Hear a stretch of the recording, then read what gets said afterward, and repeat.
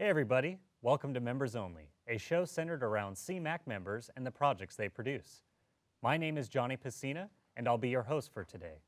In this edition of Members Only, we'll be talking to the producers of two shows, Weaponized News and CMAC'n.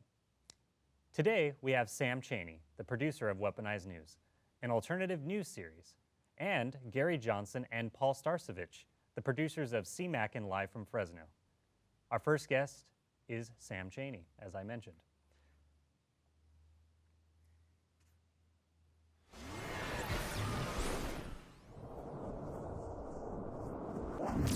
Diet, injections, and injunctions will combine from a very early age to produce the sort of character and the sort of beliefs that the authorities consider desirable, and any serious criticism of the powers that be will become psychologically impossible. Even if all are miserable, all will believe themselves to be happy because the government will tell them that they are so.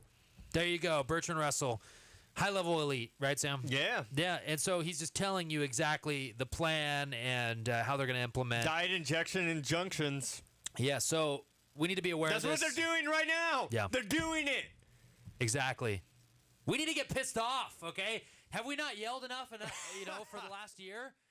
Everyone needs to get mad.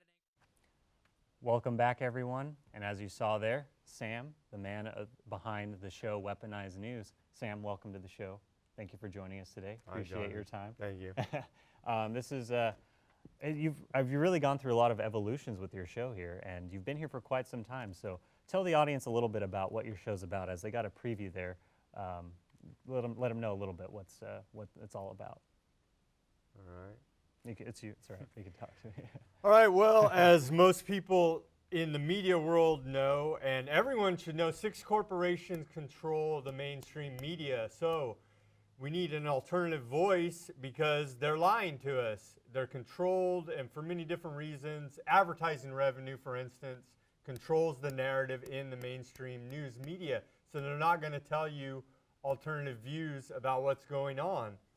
And so that's why I feel it's a public service, and people need to know an alternative narrative to the mainstream, your Fox News, your CNN, your MSNBC, any which way. All of them are about the same. And as you know, here in Fresno, Channel 24, which is supposedly NBC, and Channel 47, which is supposedly CBS, are housed in the same building. It's absurd.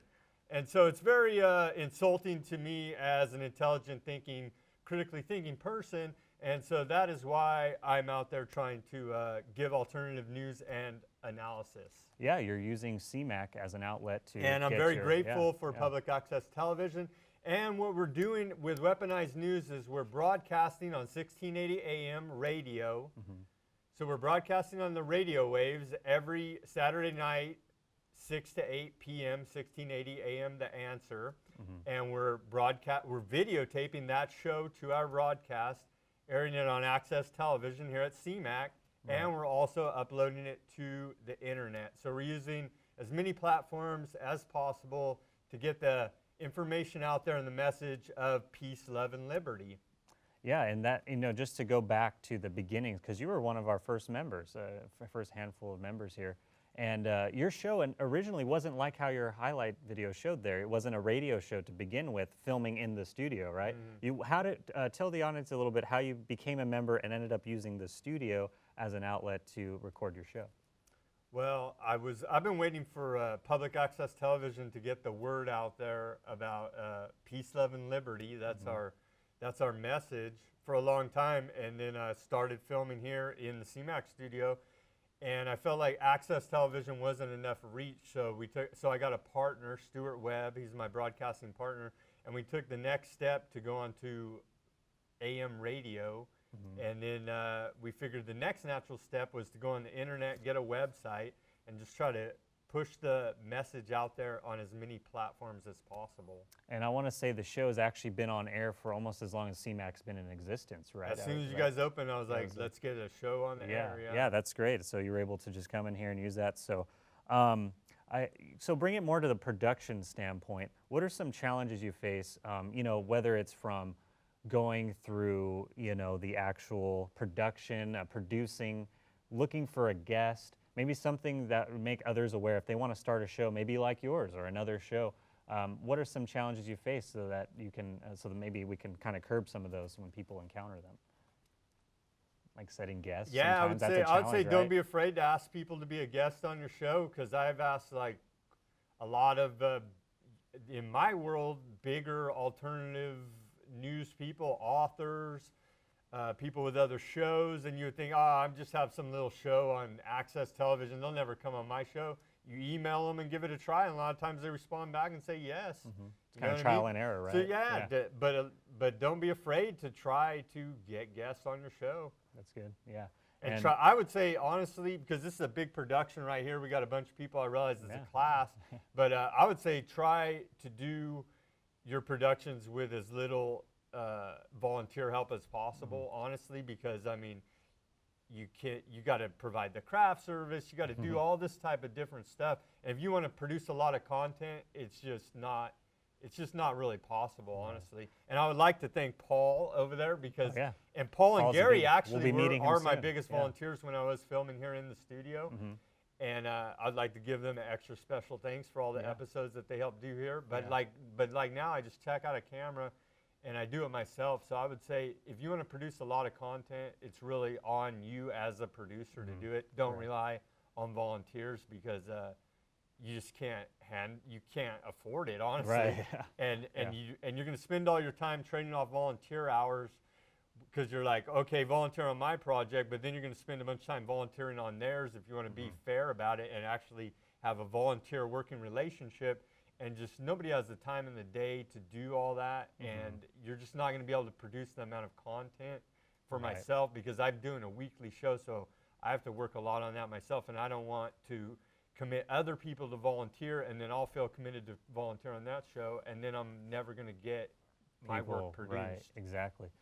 Let's talk about the system in which so that members are more familiar with how they can make a show. So the way you do it is you create the show every week, right? It's a weekly show. You 2 record hours, 2 hours every week. On a Wednesday, you do your radio show. Record that with CMAC And the equipment. formats, we usually try to interview 1 or 2 guests for an hour, and then go over news for an hour. News for an hour, yeah. And then you end up taking that footage, cutting it together pretty quick. You got a quick turnaround time. Then on Fridays, generally, you'll come to CMAC, give me the episode in a file form, and then we ended up airing it for the next week, right? Yeah. So, and that's a system we've worked out quite well, I would say.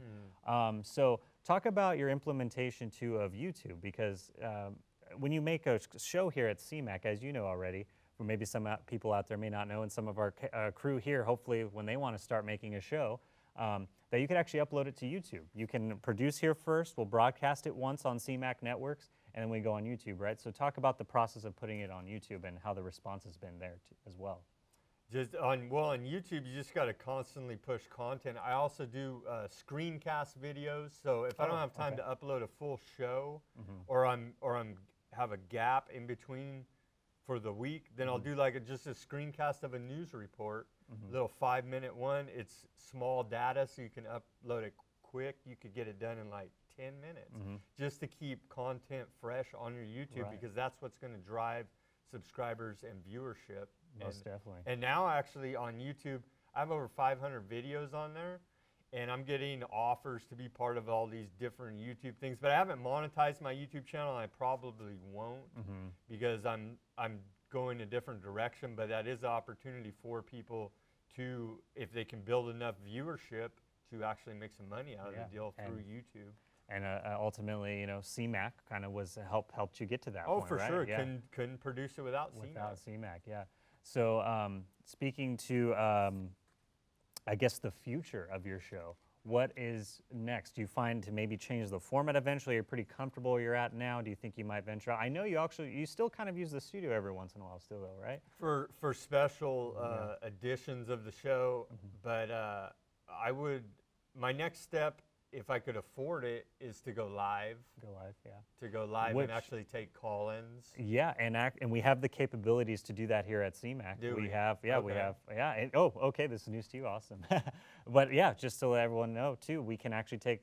We won't quite have the technology yet, but we can do Skype, which you've done We've before, done right? Skype, yeah. And Skype we can do directly. I mean, like live call-ins from the public. Like I'm talking about some controversial issue. I want someone Someone call in and disagree with locally me because watching that live. will make a more of an interesting debate. And I want to have that debate with the public because I realize not everyone is going to agree with my views on whatever Right. issue. And we need to have that debate instead of limiting it to the mainstream media box that they have us in, you know what I mean? And feeding us that false narrative from the CIA, the Pentagon, because that's where a lot of the mainstream narrative's coming from.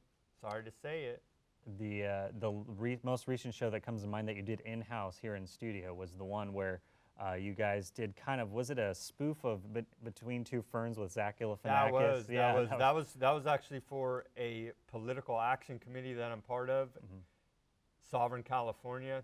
They recently changed their name to Yes California, and they're over because we're taking political action is the reason to get involved before we have some kind of crazy revolution in this country, because everybody knows something's wrong, and the establishment, the government is trying to engineer a violent revolution, civil war in this country, and we're trying to do everything politically first before that happens because we don't want to see any violence.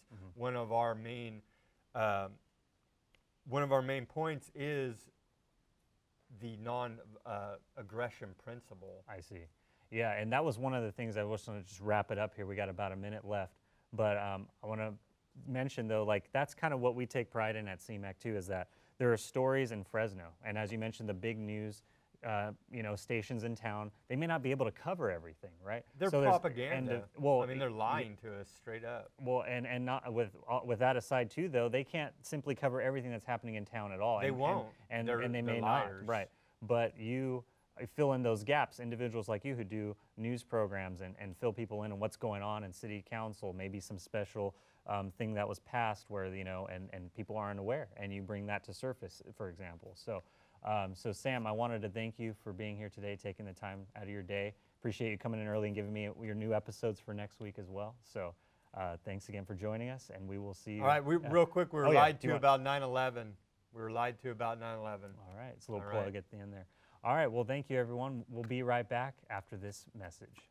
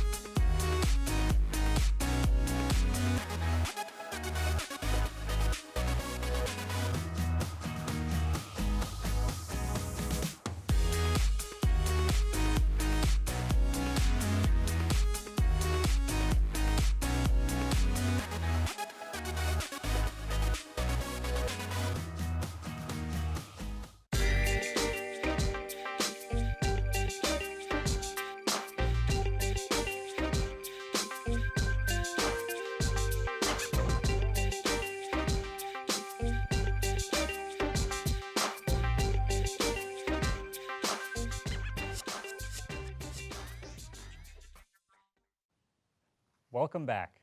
Joining me now is Gary Johnson and Paul Starcevich, the team behind CMAC'n. But before we bring them out, let's take a look at CMAC'n live from Fresno.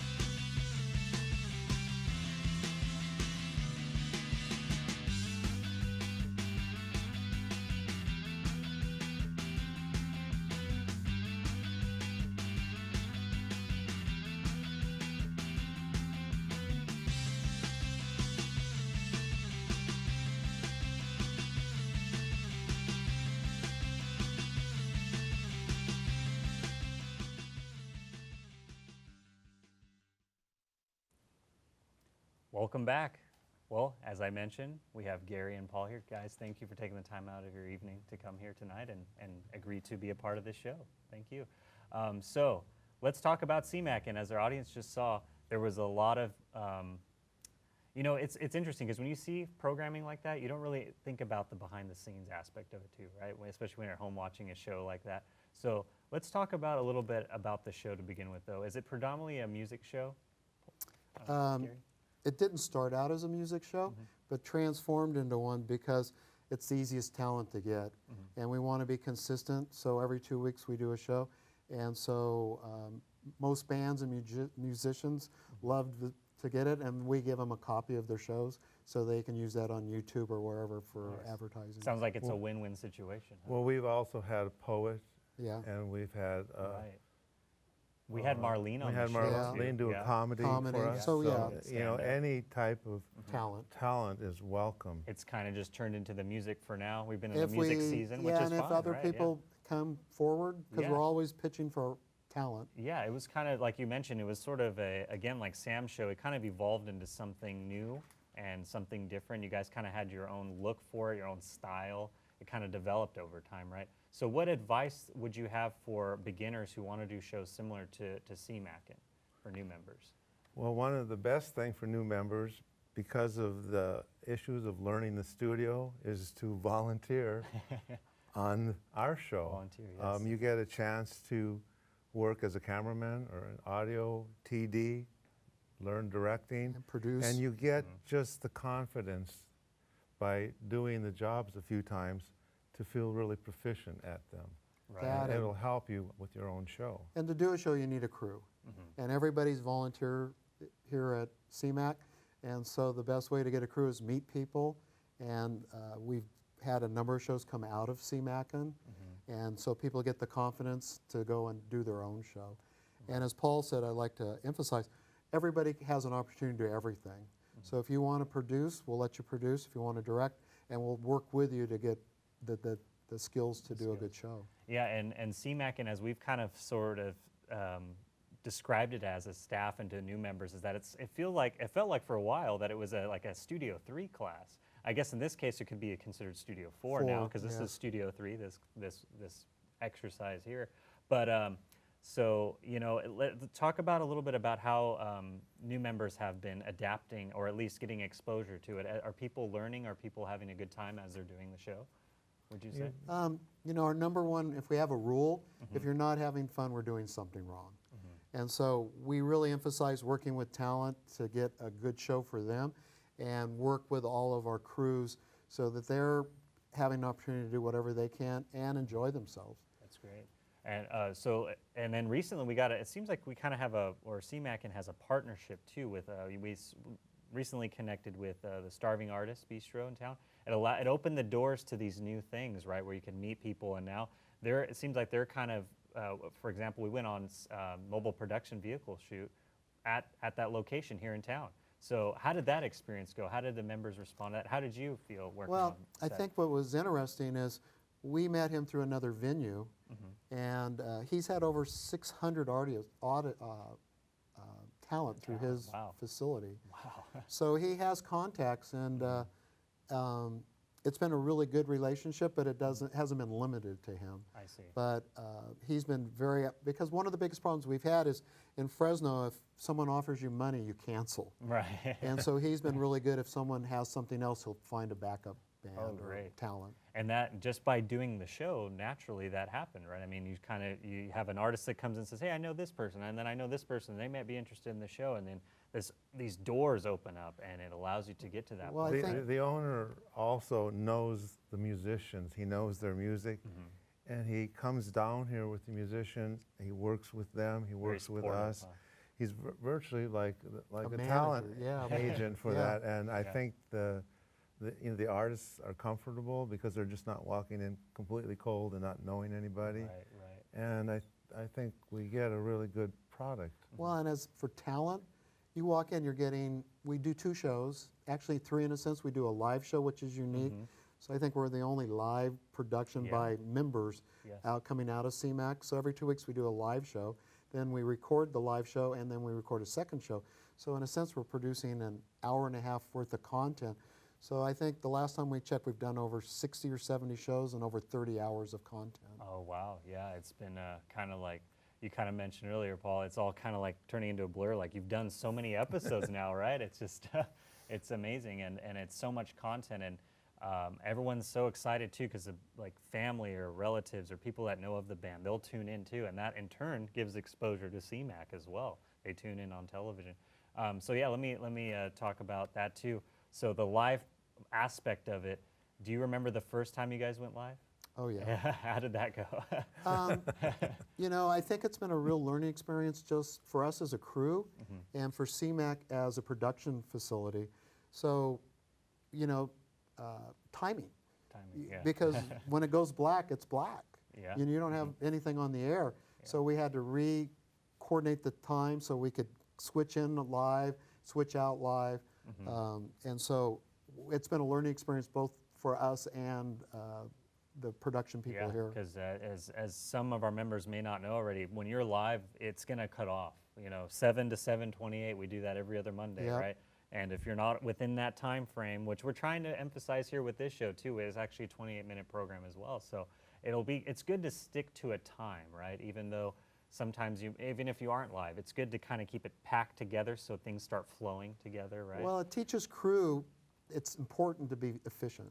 Yes. Because at 7 o'clock we go live, and if we're not there, there is nothing on the air. No show, yeah. Yeah. But the nice thing about the facility is that the cameras are recorded, ISO'd, so yes. there's the ability to go back Right. with a particular artist and redo the cuts, And we have some abilities to redo some of That's the an audio. option for members to do, right? Oh, yeah. And for those of you who are watching, ISO means each camera is recording its own individual footage so that you can access that footage afterwards and do post-production. And if you find that you didn't like a shot in particular and the line cut, the main cutting, you can exchange that in. So it's an option you guys have explored and you've been taking full use out of it, right? And then I think the other thing that's been really exciting is we're starting to get a reputation. So there's a band that came up from LA that contacted us Oh, wow. to Out of town. come on. Yeah. Nice. So, people are in town and they can see the value of getting high quality video of them. Right, and let's talk about, I've talked about it in previous episodes with Marlene in particular too. She was actually a part of the show. She was a part of the highlight video, as everyone saw there. But the jib and the use of the jib, how do you guys implement the jib into CMAC'n? Well, I can't say that much about it because I'm usually sitting at a different table and not in the studio for all of those. Well, we've been really lucky when we have the crew, we can actually do handheld or the jib. So we give people the opportunity to practice on the jib. And I think one of the most interesting things is it's not so much using the jib, it's teaching people as a director on how to use and cue the jib for a shot. Right. So I'm going to tell a funny story. So usually on a jib, it's a moving shot. Right. So I was running the jib, and I was going to do a reveal behind a music stand, and the director was saying, all I got's black. I need a shot. I was a director. Oh, you were the director. I was being, and so it's a new experience, but that's the only place you learn. You got to come in and learn those kind of cues. And yeah, we talked about it earlier too, when the members come in to learn, they can jump in whatever they want, right? If you express interest to be, hey, I want to do technical directing where I press the switcher and switch through the cameras, or I want to use the jib and get exposure to it. So that's some great stuff you guys have. Well, that opened and what for we've members. learned now is everybody seems to want to be director. It's like everyone wants to be the pitcher or the quarterback on the baseball team. But what we're learning is you're a better director if you've worked camera. And you're a better director if you've worked sound. Because then you know what the potential is in the show. Right, yeah. And I actually emphasize that too to members. Producing and directing, if you want to be a good producer-director, get exposure on those roles so that you can better communicate how you want a shot to look, and you know what it takes to do that. And something we've been kind of lacking, I think, in talking about tonight, though, is audio, right? And audio is very essential to a good show because, especially with bands, make sure all the mics are plugged in. And Paul, I will say, and Sam kind of gave you a thanks too, but yeah, you've been a great asset to help members and others, potential members, with audio. So great job. I wanted to give you kudos there. And Well, audio how's that experience? It's an interesting thing. As far as volunteers and members, audio is not that much explored by most people. It's like a whole different world Right, to people. They just exactly. look at the board and they go, It's a whole new. Ah, It's something you we know, can provide to members to learn as well, and it's been a great thing. So but we have the ability and the Right. facilities to really do to pretty do good such a live thing, sound. So great. Well, guys, we're about out of time. Thank Okay. you again for joining us tonight, and I think that was really informative for our members. So we'll get that. And all you guys are invited to CMAC'n. Yes, everyone's You're all invited welcome, to CMAC'n. next Crew, Monday night. Everyone on TV, come check out. You don't have to be a member to check it out. Right, So next that wraps Monday. it. Next Monday. That's right. Yep. That wraps it up for today's edition of Members Only. If you'd like to see more about any of the shows we've talked about today, you can look them up on CMAC'n channels, Comcast 93, as well as AT&T channel 99. If you don't have Comcast or AT&T Uverse, you can go to cmac.tv to watch the streaming of the channels online through CMAC's website. Thank you for joining us today. We'll see you next time.